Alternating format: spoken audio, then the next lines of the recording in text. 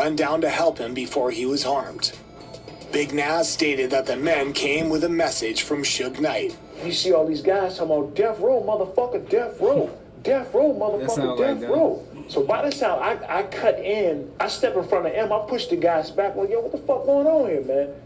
He said, death row, motherfucker, this death row about, this death row life. I was like, death row, what's it got to do with him? He said, hey, man, Suge sent him a message. YouTube, what's good, man? It's your boy PNF Keith. We back with another reaction today. Now, I came across this video. This is not a music reaction. It says Eminem reveals why he isn't scared of Suge Knight. Now, if you know, I listened to his diss track. It got leaked called Smack You. I reacted to that yesterday. It's on my channel. Go check it out if you haven't. But basically, I kept saying, like, I'm not scared of nobody. And I'm wondering, like, why? Like, he the white Tupac in my eyes, I feel like. He ain't scared to diss nobody. He ain't scared to go at anybody. He a savage. We gonna put it like that. But it's actually like a little 10 to 11 minute video on why he not scared of Suge Knight. A lot of rappers were scared of Suge Knight and scared to diss him anything. Eminem didn't care. So we about to jump right into it and see what's going on. Gangster rappers quaking in their boots. By signing with Dre, M was now the prodigy of Dr. Dre. Dre left Death Row. Suge didn't like that. Dre getting back on. Got this white rapper that's ended up being the best rapper in the fucking world. Suge had like a dictator. He was like, you know what? That kid need to be with us over at Death Row. And it was cut off on his way to his seat. And all these guys in red shirts surrounded him. Suge's problem was, bro, he had so much talent, but him as a person ruined his whole label. He wanted to be a dictator instead of a businessman. He let his personal relationships get too, like, he was too emotional, I guess, and sensitive. Whereas he like, if it don't go my way, it's not going nobody way. That's what ruined everything. How you just gonna say, oh, he gotta come sign with us? Like, no. Just because he hot. Let him be his own man, his own artist. Be with us over at Death Row. And M was cut off on his way to his seat. And all these guys in red shirts surrounded him. And I'm looking at M's face, and I'm looking at these guys. I'm like, shit, something ain't right. What was Eminem saying during all this? He was like, man, shit. M was like, this motherfucker's trying to kill us, man. What they trying to do? What do they want? I don't understand. What do they want? I say, hey, man, like they want you to sign with them instead of being with Dre. The beef between Eminem and Suge Knight is a story you don't hear often. It's the tale of the white guy against the boogeyman who had some of the toughest gangster rappers quaking in their boots. You see, during the 90s, Suge was the guy that almost everyone was scared of. I mean, you had this huge 6'2". I'm not gonna lie, he is kind of big. He give me like NFL linebacker vibes, not just any linebacker, like Hall of Fame linebacker, or he could be like a lineman, definitely Hall of Fame. So I understand why some people were scared of. There's no fighting him. You can't win. Quaking in their boots. You see, during the 90s, Suge was the guy that almost everyone was scared of. I mean, you had this huge 6'2" bearded guy who weighed about 300 pounds, was also a member of the mob Pyru Bloods. Look, 6'2" It's easy to see why anyone would be intimidated by that. Biggest gang member of all time. Suge attended Linwood High School, where he played football, was also a track star. Suge was a standout talent, and by the time he finished high school, almost every major college football scout wanted him on their team. I thought he was That's always how good bald. Suge was. This man played college football and even made it to the NFL. I mean, look at all that hair. No, he This didn't. truly was a different lifetime for Suge. He didn't make it to the NFL. Hold on. Wanted him on their team. That's how good Suge was. This man played college football and even made it to the NFL. I mean, look at all that hair. This truly was a different lifetime for Suge Knight. But even during this period, the streets was a distraction for Suge. So his coach told him not to sign with the University of Southern California because it's too close to Compton, where the hood business would have been a problem for him. Therefore, Suge signed for the University of Las Vegas, and a year later, he signed with the LA Rams. But his coach in LA felt Suge wasn't good enough. Suge was benched, and he didn't take this lightly. He decided to quit football, and although his family pleaded with him to stay on the team, Suge's mind was already made up. You telling me you made it out the hood, played for the Rams, got benched, and said, you know what, I'm going to turn into a gang member and a dictator. It made sense why he was so mad all the time. trying to take over everything. Because he wanted to be number one, and he was corny in football. So he said, you know what, I'm going to go take over the music industry and become a dictator. I never knew he made it to the NFL. That's crazy. People be throwing their dreams away. You would have made way more money in the NFL possibly if you just worked on your game. Instead of, now you locked up for life down there.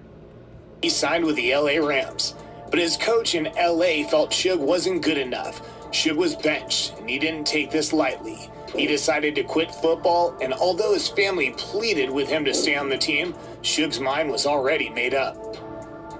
This was when Suge decided to ditch the hair and go bald. And I'm guessing this was when the gangster fully took over. Once you get a bald Suge head, became you're a concert promoter and then a bodyguard. But he only did this job for about 2 years. In 1989, Suge started his own music publishing company. And after some time, Suge earned a reputation as a fixer. When Suge's client, Mario Johnson, had a problem with Vanilla Ice over royalties for the song Ice Ice Baby, Suge fixed the problem. Suge took me out on the balcony and started talking to me personally. On the balcony. On the balcony. High above. Like 15 floors. He had me look over the edge, show me how high I was up there. You scared? I needed to wear a diaper on that day. Yeah. I was very scared. This would be the first of Suge's roles as a fixer. When rapper the DOC wanted to leave Ruthless Records, he reached out to Suge to help him get out of his deal. Through DOC, Suge met other members of NWA, and this is when Suge found out that Dr. Dre wanted to leave NWA. So let me get this straight. He had the whole music industry scared. One guy. I don't care if he was 7 foot. Like, come on, bro. There's no way. We all bleed. Oh, his story is just crazy. You went from the NFL to a bodyguard to a music A&R and only on. I don't know, man. Let's keep watching the video. He reached out to Suge to help him get out of his deal. Through DOC, Suge met other members of NWA, and this is when Suge found out that Dr. Dre wanted to leave NWA as well. Once again, Suge fixed DOC and Dr. Dre's problem. They got out of their deal, and this was how one of the most iconic labels in hip-hop history began. Death Row Records began in 1991. Death Row's in the house. Death Row can be bigger than Motown or Sony or Warner Brothers. Death Row is going to be the biggest record company there is. The master plan was to take over the world. And in case you haven't noticed, Suge had managed to finesse his way from a bodyguard to becoming a label executive. He's the GOAT, I'm not Suge's gonna lie. label was the label other record labels wanted to be like. He the GOAT of In a jobs. space of 6 years, Death Row released 3 of the greatest hip-hop albums ever. It's the kind of run that no other label has been able to replicate. Death Row released The Chronic in December 1992. And in November 1993, they dropped another classic. Snoop Dogg released Doggy Style. The album debuted at #1 on the Billboard 200. That's a crazy cover, not gonna lie. Look at this. They dropped another classic. Snoop Dogg Doggy Style, why he... Y'all know what's going on. released Doggy Style. The album debuted at #1 on the Billboard 200. Tupac was released from jail in 1995, and he would go on to become one of the biggest stars of the 90s.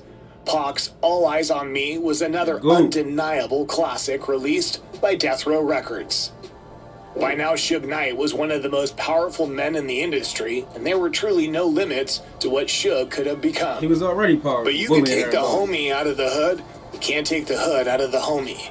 Suge still hadn't left his violent ways behind. For any of his employees that made mistakes, Suge dealt with them in a not-so-executive manner. He allegedly beat an employee before sitting on him in the bathroom, and in another scenario, he made another employee drink the urine of everyone in the room. Suge also had various problems with the law, and he was sentenced to jail several times. Making somebody drink pee is crazy. You sat on somebody and then made the other person drink. Nah, he would have had to go. He would have had to go meet God. I'm sorry. Made mistakes, Suge dealt with them in a not-so-executive manner. He allegedly beat an employee before sitting on him in the bathroom, and in another scenario, he made another employee drink the urine of everyone in the room. Suge also had various problems with the law, and he was sentenced to jail several times. And whenever he had the chance, he was also dissing other label executives. And one other thing I'd like to say, any artist out there want to be an artist and want to stay a star and don't want to have to worry about the executive producer trying to be all in the videos, all on the record. Yeah, come to Death Row. After some time, Death Row became known for violence because most of the people that Suge hired were either gang members or someone with a shady background. And because of this, Dr. Dre decided to leave Death Row. The official statement stated that Dr. Dre might have been the smartest one out of everybody. Well, Snoop Dogg's smart too, but Dr. Dre was the smartest one. He got away as soon as he could, never looked back. Now he a household name forever. Suge Knight, he not the right type of guy. To the people that Suge hired were either gang members or someone with a shady background. And because of this, Dr. Dre decided to leave Death Row. The official statement stated that Dr. Dre left because of a contract dispute. But various reports state that Dre left because he didn't like the image that Death Row now had, and he didn't like the people that were now associated with the label.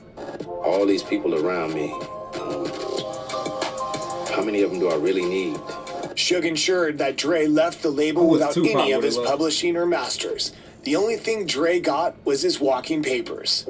You have a multi-million-dollar company, maybe worth $1 billion or so, and you own it 100% and don't have a partner, and you'd have to give him nothing. But his walking papers, that's great. A lot more than the public knows. The record business is, to me, the worst business you can be involved in, because any Joe Schmo from off the block can make a record, which means you're going to have more cutthroats involved and more shiesty people. Dr. Dre also wanted nothing to do with the East Coast, West Coast beef. Instead, he just wanted to make music and work with even the East rappers. It was mostly just the way the studio was, and that's where I have to spend most of my time. East Coast, West Coast nonsense is just getting ridiculous. It's also even smarter because he from the West Coast. He could have easily said, I'm picking my side, I'm going with the West Coast. He like, man, I'm not getting involved, and I'm strictly here to make money, make beats, produce records, We gonna get this money. I ain't got time for all the nonsense. If every rapper had his type of mindset, a lot of rappers would be alive still, and it'd be less beefs. I wish Tupac would have got away, but most likely Suge didn't let him leave. Instead, he just wanted to make music and work with even the East rappers. It was mostly just the way the studio was, and that's where I have to spend most of my time. East Coast, West Coast nonsense is just getting ridiculous, It's just like another form of black-on-black crime. Dre left Death Row and started Aftermath Records. Luckily for Dre, one of the first artists he signed would become one of the most successful rappers of the 2000s. Dre signed Eminem to Aftermath on the 9th of March 1998. The label started slowly, but it really took off after Eminem was signed. M would go on to sell more records than anyone could have imagined. And Suge wasn't happy with this. Because as Aftermath began thriving, Death Row was on a downward spiral. Tupac had unfortunately been murdered, and Death Row never reached the heights they reached before. Suge felt Eminem should belong to Death Row Records. So at the Source Awards in 2001, Suge decided to let M feel his presence. M performed with D12 at the show. I've been so many places, I've seen so many faces, but nothing compares to these blue and yellow purple hills. I climbed the highest mountain once or twice, but who's counting? It's like, who is you to tell somebody they belong signing with you? Who are you, bro? You not nobody dad. Like, I hate people like that, bro. I ain't gonna say I hate, but I don't like people like that. Let him control his own career. I'm glad Eminem stood up for himself, bro, because this, nah.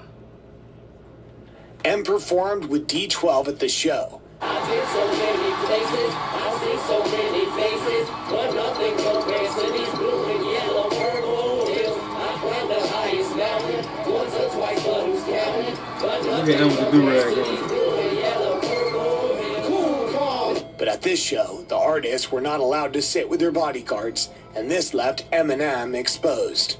According to Eminem's former bodyguard, Big Nas, M found himself surrounded by Suge's goons at the show. M was walking to his seat, I'm standing off to the side, and M was cut off on his way to his seat, and all these guys in red shirts surrounded him. And I'm looking at M's face, and I'm looking at these guys, I'm like, shit, something ain't right. Just in case you don't know, if you his bodyguard, why is you just letting them surround him? Isn't a bodyguard supposed to protect you? You talking about something ain't right. Clearly something ain't right. It's Suge Knight. Off to the side, and M was cut off on his way to his seat, and all these guys in red shirts surrounded him. And I'm looking at M's face, and I'm looking at these guys. I'm like, shit, something ain't right. Just in case you don't know, the red shirt is a sign of the Bloods, the gang that Suge and his homies belonged to. M was in trouble, and Nas had to run down to help him before he was harmed. Big Nas stated that the men came with a message from Suge Knight. You see all these guys talking about death row, motherfucker, death row. Death row, motherfucker, death row. So by this time, I cut in, I step in front of M, I push the guys back, like, yo, what the fuck going on here, man? He said, death row, motherfucker, this death row about, this death row life. I was like, death row, what's this got to do with him? He said, hey, man, Suge sent him a message. M was caught in the middle of the beef between Suge and Dr. Dre. He was Dre's protege, and he had inherited his beef. So I got him up out of there, took him it makes backstage. sense now. So in the Toya Soldier, he was like inherited the beef or something like that. But Dr. Dre told me to stay out of it. It's making sense now. Okay. Was caught in the middle of the beef between Suge and Dr. Dre. He was Dre's protege, and he had inherited his beef. So I got him up out of there, took him backstage. So now backstage, I'm calling Dre's bodyguards. I called Dre and look, man, we got a serious issue, man. Death Row's here. And they trying to fight. They trying to do whatever they gonna do. After him presented an award to DMX, Big Nas was able to finally get him out of the building. What was Eminem saying during all this? He was like, man, shit. Em was like, this motherfucker's trying to kill us, man. What they trying to do? What do they want? I don't understand. What do they want? I say, hey, man, they want you to side with them instead of being with Dre. But what makes this situation even more confusing is that even though he wanted M on death row, Suge claimed Eminem's music means nothing to him. What do you think of Eminem? What do you think of white rap? Well, you know, I don't. See, one thing about something, the ghetto is colorblind on a sense. If you really from the ghetto and you really doing those things you rapping about, you talking about, I can respect that. Right. If somebody else writing your rhymes, somebody else, you telling somebody else's story, that really don't mean nothing to me. Still, this wouldn't be the... He didn't tell nobody else's story. He's telling his story. So what was he talking about? And just because he white don't mean he didn't come from the hood. He grew up in Detroit, one of the worst parts of Detroit, 8 Mile. I'm confused. Suge was just chatting, bro. All those things you rapping about, you talking about, I can respect that. Right. If somebody else writing your rhymes, somebody else, you telling somebody else's story, that really don't mean nothing to me. Still, this wouldn't be the last time that Eminem and Suge Knight will try to intimidate Eminem. After some time, Eminem signed his own protege, 50 Cent. 50 was very successful like his mentor, and while shooting the video for 50 Cent's Inda Club, Suge Knight came round. Yeah, like I was like, what happened? I remember the time, actually, it's funny because he showed up to the In the Club video shoot. He came, it was like, Suge's outside! Suge's outside! Everybody like, shit. He was running, dropping shit, like, man, everybody going, I'm in front of the camera like this. When Suge Knight wants to make his presence felt, he likes to arrive in style. This time he arrived at the video shoot with over 30 Mexicans. Suge came in with 30 Mexicans, like you said, which is weird, you know what I'm saying? You know what I'm saying? And I just remember Smurf and 50 was like, what's up, man? What you want to do? Bang them. Yeah, Bang was like, what you want to do? And Suge looked at him, and he took a puff of his cigar, and he blew it out, and he did like this, and he left. However, Eminem was also present at the video shoot. He came with the 50 Mexicans, and M was out there. M didn't back down. They said niggas came outside. He came with 50 Mexicans. Suge has since been put behind bars for multiple offenses. While for Eminem, he's gone on to become not only one of the biggest rappers, but also one of the biggest artists in the world. W video, man. Not gonna lie, I respect him 100 times more. Because Suge is that's a big guy right there. We talking 6'2", 300 pounds. I did not know he played for the Los Angeles Rams. So shout out to him for holding it down, man. Sticking to Dre, staying loyal. That's thorough right there. That's definitely thorough. Shout out to him, man. Suge Knight was like a bully, like a dictator. I'm glad, I mean, like, you know what, I'm scared I'm gonna come sign with you. Nah, bro, forget all. They bleed just like you. Let me know your thoughts in the comments, though. What would you do if Suge Knight walked up to you, 6'2", 300 pounds, he come up to you, like, yo, sign with me right now. He got 30 bloods with him. What would you do? Y'all let me know in the comments. With that being said, man, W video for sure. Leave a like, comment, subscribe. We on the road to 5K subs, y'all. We currently at around 1,300, so we gonna keep growing, man. We gonna keep grinding. Peace.